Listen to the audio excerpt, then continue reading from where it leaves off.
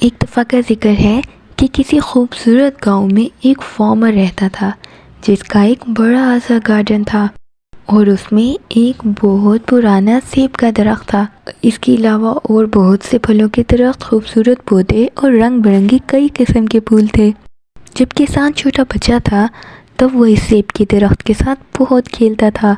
ان دنوں اس درخت پر بہت سے سیب لگتے تھے، لیکن جیسے جیسے وقت گزرتا گیا سیب کا درخت بوڑھا ہوتا گیا اور اس پر سیب لگنا بند ہو گئے، اور اب یہ درخت بہت سے چھوٹے جانوروں اور پرندوں کا گھر تھا، جیسا کہ گلہری، چڑیا، کئی قسم کے دوسرے پرندے اور انسیکٹس وغیرہ۔ فارمر نے سوچا کہ اب یہ درخت اس کی کسی کام کا نہیں، کیونکہ یہ بوڑھا ہو چکا ہے اور پھل نہیں دیتا، بہتر ہے کہ اسے کاٹ دیا جائے۔ مگر وہ یہ بھول گیا کہ اس نے سارا بچپن اسی درخت کے ساتھ کھیلا ہے اور اس کے سیب کھائے ہیں۔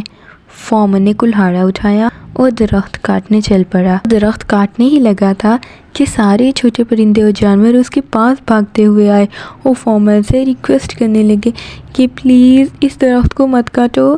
کیا تمہیں یاد نہیں کہ ہم اسی درخت کے نیچے کھیلتے تھے جب تم چھوٹے تھے، اور اب یہ ہمارے بچوں کا گھر ہے اور ہمارے پاس کوئی جگہ نہیں۔ مگر فارمر نے بھی پکا ارادہ کیا ہوا تھا۔ اس نے سب کو اگنور کر کے کلہاڑا چلانا چاہا تو سبھی جانور چلانے لگے۔ گلہری آگے بڑھی اور کہنے لگی، پلیز میرے گھر اور بچوں کو مت تباہ کرو۔ پرندوں نے کہا، پلیز ہمارے گھونسلوں کو مت ختم کرو۔ گراس ہوپر نے کہا، اس خوبصورت سیب کی درخت کو مت کاٹو۔ مگر فارمر کو اپنا بچپن اور یہ چھوٹے دوست یاد نہیں تھے۔ اسے صرف یہ پتا تھا کہ اس کے گارڈن میں بھی اس درخت کی کوئی جگہ نہیں، اور فارمر نے وہ کلہاڑا درخت پر دے مارا۔ سبھی پرندے اور انسیکٹس اپنے گھر کو بچانا چاہتے تھے، وہ سبھی درخت سے لپٹ گئے۔ درخت کی شاخوں کو کاٹتے ہوئے فارمر کی نظر ایک چمکتی ہوئی چیز پر پڑی۔